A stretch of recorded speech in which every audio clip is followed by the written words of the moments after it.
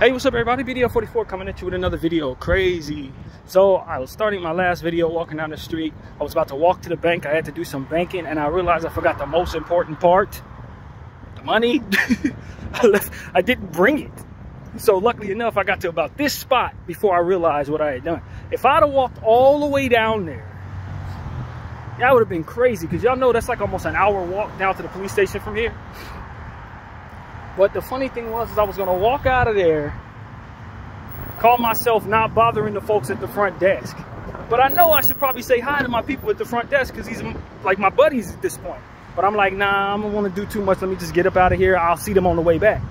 And as soon as I was getting ready to cross the street, something told me, you know, you probably should have stopped and said hello. Because what if you're off timing because of it? This is the thought that came into my head. Like, you could be off timing because you didn't do what you should be doing, which is, you know, acknowledging the people that ultimately you say hi to every day. This is something you never do. You don't walk out of here without saying peace to them. But nevertheless, I got out the house like I'll catch them on the way back. Got out the house. That thought came in my mind while I was on camera.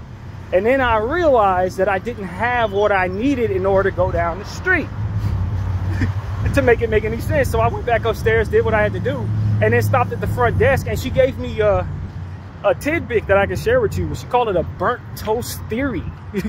And I never heard that before, but it was essentially the exact same thought that I had, which is if you burn some toast and then you're forced to make some more toast, what you realize is that the time it took to burn the first toast and make the second toast could have potentially stopped you from making a mistake or having an accident. It's the timing of things that ultimately gets aligned when a mistake like that happens in your life. And I'm like, yo, that's kind of the same thought that came to my mind when I was running out of here. So I guess it all came together to make sense. I probably shouldn't walk out of there without saying peace to my buddy there. You know, something else I was thinking is like, you know, there are people that you leave in your life behind when you leave your job, or you leave, you know, you move or whatever. And you want to be able to say goodbye to these folks if you know you're going to be leaving. But like, there is the instance where people pass away and you don't get a chance to say bye. So in instances like this, you want to acknowledge people when you leave out the door, because you know there's no guarantee you coming back home or that they're coming back. You know what I mean? You know, that thought crossed my mind today in the flurry of all of this as well. It ain't been but 10 hours since I had that thought. So, you know, yesterday was a tough day for me. I was struggling with my my emotional state. I don't know what was wrong necessarily. I think it's because mom's anniversary's coming up, but I couldn't pinpoint it. But I just wasn't feeling all that great. I was kind of negative, and I prayed about it, tried to shake it some more, and ultimately found myself in a space where the Lord was just saying, you know, the enemy is trying to attack you because you're doing a lot of things that are helping someone right now. You're helping the people that you're praying for. You know, as I gave that young lady the book that I gave her, Jesus Calling, it's like the enemy hates that you're doing this. He hates that you're praying. He hates that you're trying to help. He hates that you're handling this in a, you know, as the Lord would intend. You've been following the Lord and what he wants you to do, but listening to that voice inside of you a lot more than you ever have. And God is more pleased with you than he maybe have ever been right now in this era, is what the energy was that came to me in meditation. And so because of it, the enemy, the great antithesis to that, is probably more angry at you than he's ever been. You know, so it's like you're getting attacked spiritually, you know. But just the same, I've been addressing it the right way, and I feel a lot better right now. You know, at the end of the day, you just got to shake it off. Obviously, when you have anniversaries like this come around, it brings you back to some really tough times, you know what I mean? Struggling with my mom, going through that situation, and then ultimately her succumbing to that. It's not easy when that time comes around every year. But at the same time, it's like, I don't really struggle with that much. And that's going to sound harsh, but like, it's been 9 years and I don't find myself sad about that. I go visit mom and I don't be feeling much of nothing when I go to the graveyard. Like, I'm just weird like that. So I'm not really sure if it's grief or if it's just other things that I'm thinking about that ultimately are aligned with this time, that are consistent with that as well. I don't know, but you know, you just get to a point where you got to reset your mentality and just remember that it's ultimately God who you're trying to please in life. You can't always please people. You can't always even please yourself. Times around you, circumstances you cannot get right for whatever reason. But if God is happy, then you have done the right thing. You've done your job. There's a lot of times in our space of trying to make people happy and pleasing people and all of this, what you end up doing is making God unhappy. And while human beings in their limited understanding can be satisfied with whatever set of things that you do for them, the one who understands and controls all may not be happy with that, because he knows what comes with what it is you've done. The people who you've pleased may not know what all they're in for when they wish certain things into their life through you to do. You know what I mean? They don't know what comes with what, no different than you. You have an idea, you know what evidence is showing you, but you don't know. God knows. So when he's pleased, that means you're aligned with not only what it is that's likely most in your favor, but what it is that ultimately allows him to line up other things as well. And that is why God's favor in making him happy is so significant for all of our lives, because at the end of the day, what it ends up doing is allowing for him to slot everybody in the proper position that they're supposed to be in around you, if you're on his timing, if you're doing exactly what you're supposed to be doing, in line with making him happy. So it's not just about pleasing an entity and then from there, that's it. It's about the alignment of things around you and the alignment of favor in your life. And so as I come to understand that, it's like sometimes in trying to make God happy, you may make people unhappy, but people will then be happy when they see what God's fulfillment is, if they align with what it is he's asking them to do, just like he's asking you to do. Maybe the Lord, like I've said many times, maybe my, I'll use my uncle as example. Maybe my uncle wants me to go to church, but maybe God has something else he wants me to do on Sunday. Now, that doesn't mean that my uncle is giving me bad advice for going to church, but it does mean that on this particular Sunday, if I'm following the Spirit and the Spirit is telling me, hey, you need to go visit a friend, I'm probably going to do more of God's work in visiting that friend than I'm likely going to do at church, making my family member happy, but that's necessarily pleasing God with what it is. Now, this is probably not the example, because God is not going to tell you not to go to church 9 out of 10 times. I'd imagine it's never going to happen. But I use that as an example for the betterment of what I could.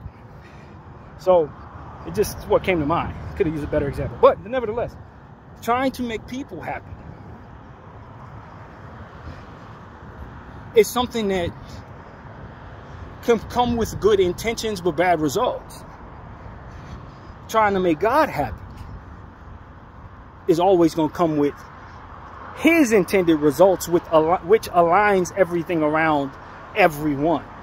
And so that's really what it is. It's like that burnt toast theory that she just provided me. It's very much aligned with the timing of the Holy Spirit. It's what we talk about, since essentially is, if you're doing what it is that that Spirit is guiding you to do or telling you to do, or what you know you should based on your understanding of a spirit that is above you, then you're going to most definitely stumble into being in the right place at the right time. And that is truly the alignment of a lot of great instances and blessings. Just like a relationship between man and woman can start a whole war, aligning with the Holy Spirit on doing something very simple like walking down the street when he wants to can do massive things on the other end of that type of spectrum. You can do great things with you leaving the house when he tells you to, etc., that type of thing. So that's what I want to share with you guys, is just how all of that played out. I'm pretty sure it came together as in a divine way to create this conversation from which we're talking right now. I'm pretty sure all of that just happened in that way. And don't forget to say hello and goodbye to the people that you are in line with in this era of your life. That's what I take from that. I was going to walk out the door without saying peace against my better judgment, just because I felt like maybe I had done too much as of late. You know what I mean? Maybe the devil put it in my heart that I've overstepped, when the Lord has said he's pleased with how I've stepped. And you listen to that doubt because it's easier to embrace. That's kind of what I've been feeling these last couple of days. But at the same time, it's like, if God's pleased, then who cares? If you did what you know you should, then who cares? And your perception of such things only based on your limited understanding. That understanding is not limited when it comes to who it is that you're trying to please, which is God. So when you consider that he's control everything, and that he's going to make it so that when he tells you to do something, it's not just because he wants to see you do it, but because it's going to line up with what it is that he's trying to do in not only your life, but other people's lives, you understand your responsibility to not only trust that voice, but to follow it on time. And while I don't think that voice told me to say goodbye to those folks, I think it didn't tell me to say goodbye to those folks so that it could create this scenario for which we're talking about right now. And furthermore, remind me not to walk down the street without what I needed so that this walk makes any sense at all. And put a smile on folks' face when I went back in there. It was a couple people in there laughing at that story of me walking out the house, about to walk for about an hour for no reason. That probably made that day that much easier to laugh through that moment. So that's really what it's about, man. Just letting the Lord use you however way he wants to, man. Don't worry about pleasing people. You can definitely pray about how to make people happy while aligning with God's will. You can definitely pray about how to not get on people's nerves or overstep boundaries, or use your instincts to make sure that you're not being inappropriate in ways that you know you shouldn't, which I don't believe I have in any way. But at the same time, if you're unsure, that's what the prayer's for. And you're reaching out to that God will make it more likely that you'll be able to identify that voice when it tells you to move. And that's part of investing in the relationship that ultimately benefits your ability in life to be on time, or be aligned with the right timing, or be in the right place at the right time. It's that you believe in the relationship with God as a means of making that voice more clear and more loud and more impactful for you to receive on time. So there's a lot of good things that come with having a relationship with God that isn't necessarily talked about. I think a lot of times the relationship between man and God is hard times and healing, is desperation and being saved. It's doing wrong and then trying to not be punished. But those things are just the tip of the iceberg as pertains to the vastness of the alignment with God when you have a relationship with him. That's tip of the iceberg. Those are just a couple of pinpoints in the presence of like a series of novels, if you know the difference. Imagine 3 talking points taken from like 12 books. That's how small those things that we often focus on in regards to why we want to have a relationship with God is really about. There's so many other things and a whole different set of rabbit holes that can be unearthed within your own self that'll make your life more fulfilled, that'll make it more easy for you to handle the things in your life, that'll make it more easy for you to communicate with others and deal with the differences within people, to overcome people's energies that otherwise affect you in whatever way they do, provocations that are otherwise meant to make you crash out. You can look at those things from a spiritual standpoint, have that voice in your head giving you guidance on how to handle it, how not to react to it, or how best to change that energy from within you, being the solution to whatever it is that their problem is. There's so many different ways that can go when your relationship is intact with the Most High. So that's what I'm saying to everybody, man. Invest in that relationship. Don't think that it requires too much. It doesn't. You don't have to have your life in order to have that relationship. You don't have to have a single coin to have that relationship. You don't have to have done a bunch of good deeds leading up to that moment. He'll lead you toward the good deeds when he decides he wants to use you to do so. And once you understand that that's what's happening there, then you understand how your heart can soften up, so to speak, or warm up once that relationship is invested in on your end. And then you start feeling like you suddenly can relate to certain things, empathy things that maybe you wouldn't be able to, or be able to extend yourself in ways that maybe you wouldn't have been willing to, or didn't see the fruit in doing so. I speak to all of those who are detached, desensitized, lacking in empathy. A relationship with God will help you utilize who you are in ways that doesn't hurt his planet.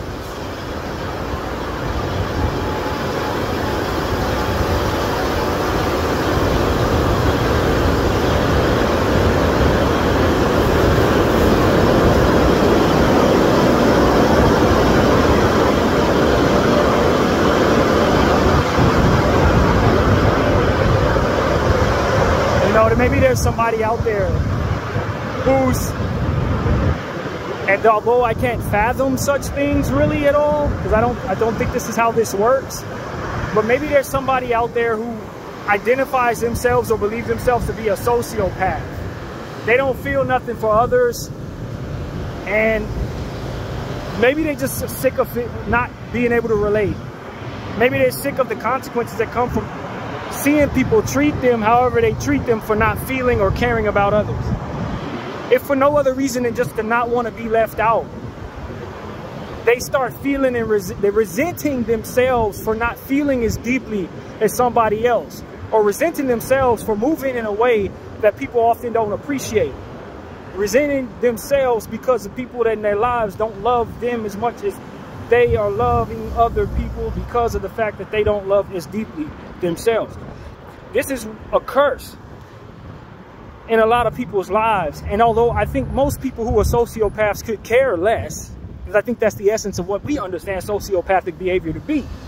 When you start digging deep into people's interests and people taking an interest in spirituality just for the sake of whatever it is they're interested in. Maybe they want to know why so many people feel so deeply and they don't. Maybe they want to understand people better so they can control them better. Whatever the case may be, however it goes for people who are deeply, deeply lacking in empathy. As I'm starting to have a relationship with God, one thing that he wants me to understand is that that relationship is not limited to the things that ultimately we can behold or understand in terms of our science and psychology. The world will tell us this is what it is, so therefore this cannot be. God is not necessarily bound by those limitations. So what I'm saying to you is, for the example, if you're somebody who has been this way and has always understood this way, but you're sick of what comes of being that way, God can use who you are uniquely within yourself without changing you to be anybody else to still be aligned with his purpose. And he can use you. He can use you, and that should be something that you should be open to just as much as the person who feels every damn thing can't not feel. You know what I mean? I want y'all to know that, because the world is going to tell you that because you're not like them, or don't feel like them, or don't equate to the world like the rest of us, that you are ultimately of the enemy. But the goal as the enemy is to use everybody. And so the goal of God is to use everyone too. And that's what I want people to understand.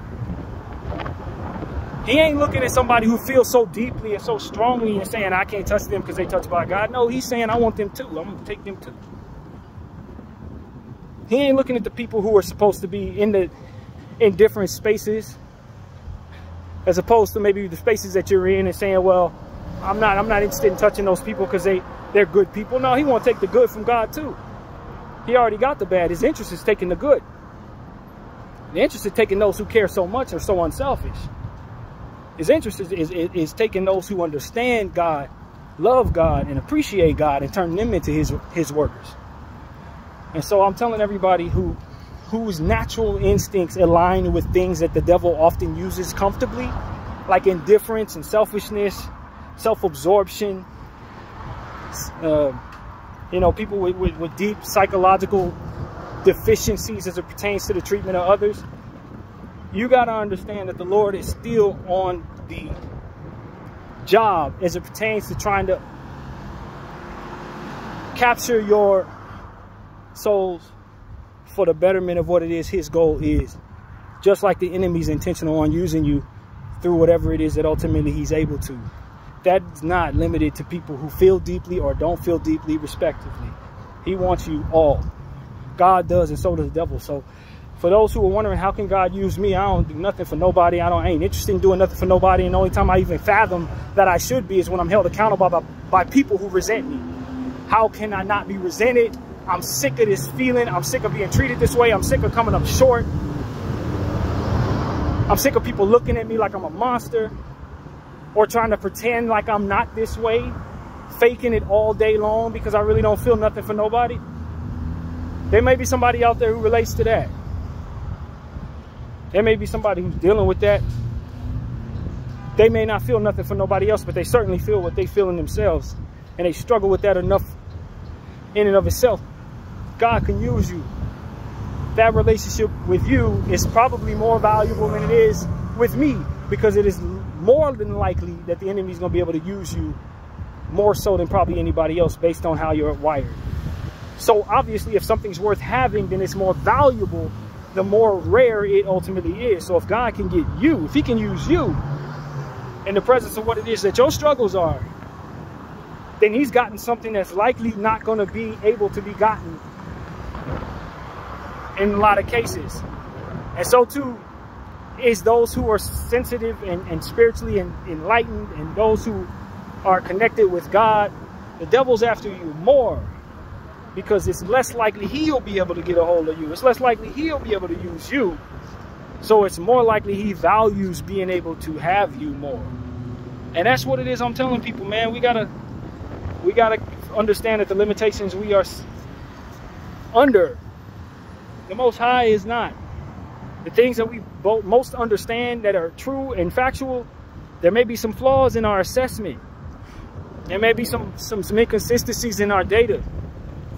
And as the Holy Spirit and God is intentional on moving however he does, that is not a problem he has. His understanding of science and matter and circumstances and future are far greater than ours.